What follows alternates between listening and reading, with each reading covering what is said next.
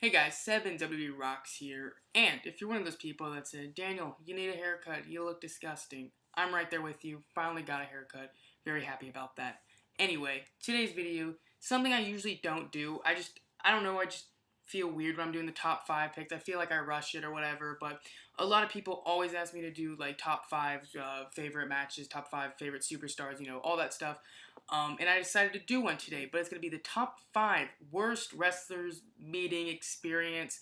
I don't know what I'm going to title this. It's going to be a lot of mumbo jumbo, but basically it's the 5 worst times where I've met a wrestler and it was a very bad experience. Now, just want to say real quick, I don't hate anybody on this list. It was a bad experience meeting them, but I still love them when they come out, for Raw or whatever. And also, I know a lot of people be like, wow, I hear they're really nice people. And they were. I just think I caught them at very, very bad times. And it was really hard to pick a list of 5 because I've had a lot of great meeting experiences, and I'm very happy about that and thankful for that. But I was able to get 5, one honorable mention.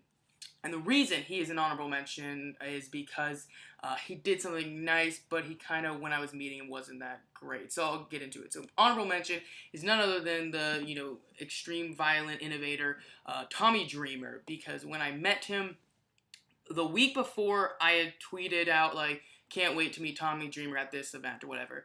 And so he messaged me, and he's like, looking forward to meeting you on Saturday. That's what I remember. So when I go up to him, this is, Saturday, whatever, the week later of the event, or the week later, and then it's the event.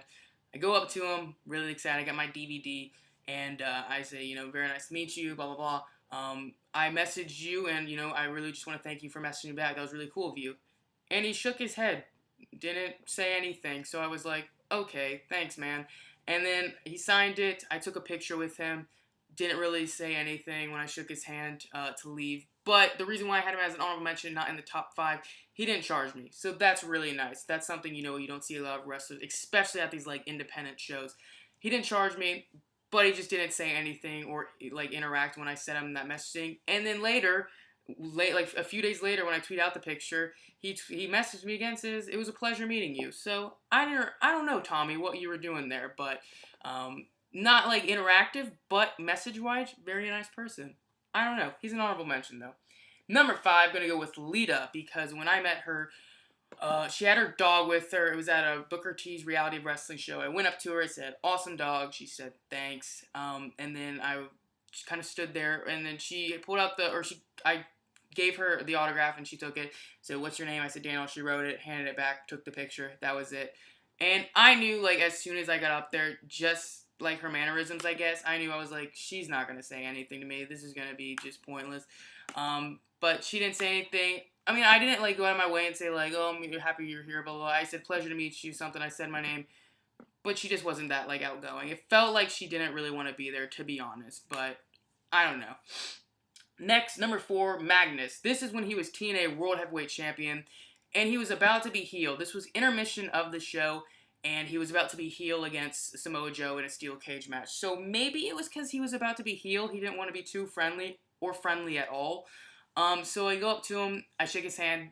I really like Magnus, and I really was so happy when he won the world title. His world title reign was garbage, but I was so happy, and this was about when he won the world title. So I went up to him, said, congratulations on winning the world title. I'm so happy about that.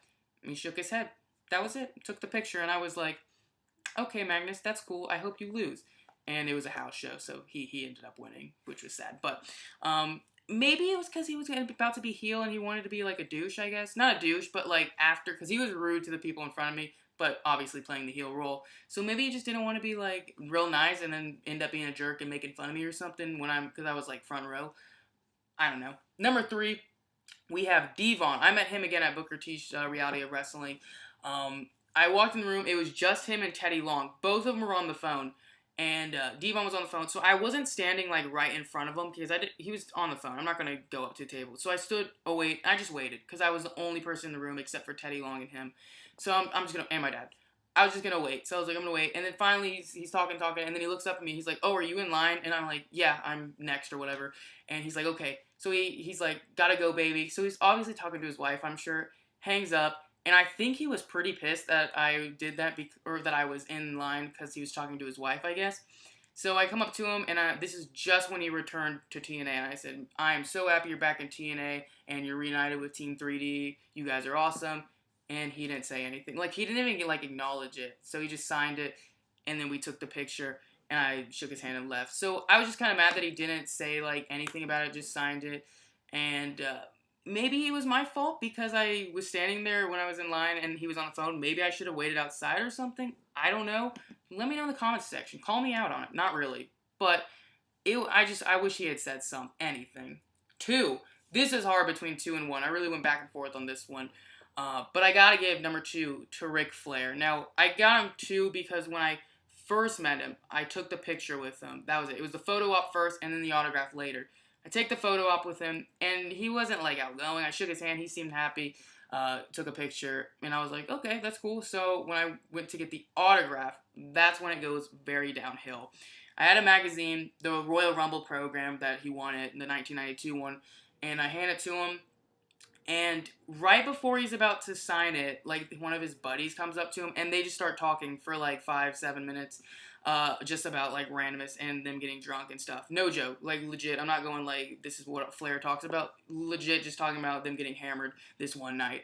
And so they talk for a while, and I'm just sitting there, or just standing, and I'm like, And then he finally comes back, sits down, talks to his wife, signs it, like, totally not even where his picture was on the magazine, which that kind of upset me. But I'm not complaining about that, to be honest.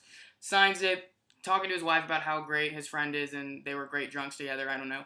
And then he like, slides it back. So I hold out my hand, because I always think you should shake the guy's hand before and after. Hold out my hand to shake it, not even looking, not even paying attention. And I'm just like, Rick, blah, blah, blah, or something, I don't know. And finally, he's talking to his wife, looks, shake my hand, just continues talking. And I'm like, thanks, man, that was really nice of you. I remember, though, when he did hand the magazine, this was how he was so out of the conversation. He signs the magazine and hands it to the wrong person.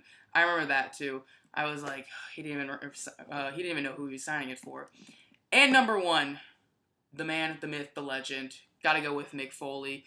Again, everyone's always telling me he's the nicest guy, and he is nice, but one of the worst experiences, because I'm next in line at this long convention. AJ Styles is out in the corner, and I want to meet AJ Styles, and he's only there for like an hour, so I know, okay, I'm going to meet Mick Foley, and then I'm going to go to meet AJ Styles. So I'm next in line. I'm like, all right, this is going to be quick. Meet him, AJ Styles. Boom. So next in line, he says, give me a minute, gets up and leaves and goes over to talk to all the other wrestlers that are signing and stuff, like Scott Hall, the Von Erichs and such. So I'm just waiting there, and I asked my mom, because to remind myself of, because this was a while ago, it was like 2 years ago.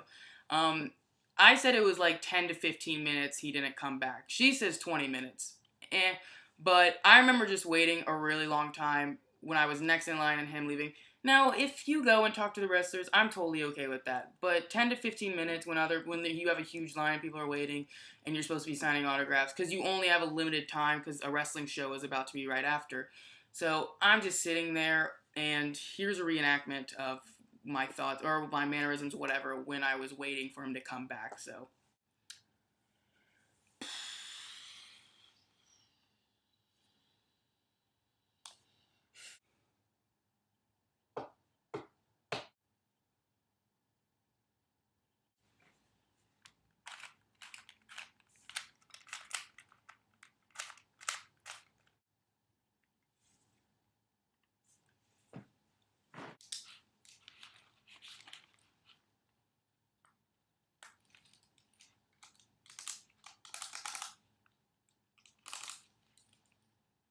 This is me doing my taxes, by the way. So it went something like that. Basically, it was like 15, 20 minutes where he didn't come back. So he comes back, and I'm like, okay, we made it. Let's get this signed. I had a big WWE like Hall of Fame book. Let's get this signed. Let's go. So, gonna go meet AJ Styles. He sits down. Guys, let me send out a quick tweet real quick. And I'm like, okay, you're technology-wise, I don't know. You can do that quick. 5-10 minutes go by to send a tweet, and I remember just being like, you gotta be kidding me. So I go up, I hand him it, he finally signs it, I shake his hand, hello, I say, thanks so much for doing this, blah, blah, blah. Totally disregards it. My mom, she ruined this as well because she asked him a question. I thought, this is my moment. I don't go up to like some country music star she likes from the 60s and talk to him when she's meeting him. No, not really. But she's asked him something about his like Christmas sweater thing, and then he like answered it. And then it was time to take a picture, and he's not even looking in the right direction. My brother's taking the picture, and he's like, he's not even looking. Well, he didn't say that, but he was like, eh. And I look over and I'm like, Mick, can we take a picture? And he's like, oh yeah. So he looks up. He just seemed like he did not want to be taking pictures. He seemed like he wanted to be out and about having fun with the wrestlers. So that kind of sucks. So that was probably my worst meeting experience with the wrestler. Uh, I love Mick Foley. Not love him, I like him, but that just, I was really mad. I remember I was like, you gotta be kidding me. I was waiting for this moment for a really long time. And then I met AJ Styles and Paul London, and they were both awesome, so they made up for that whole like experience. But yeah, those are my top 5 worst meeting experiences of wrestlers. So thanks so much for watching. Like, comment, subscribe, all the good stuff. Follow me on Twitter at 7WBRocks. Please don't view this as a video of me complaining because I'm very happy that I got to meet these people. It was just some bad experiences, but it makes for some good stories, I think. So thanks so much for watching, and as always, have a nice day.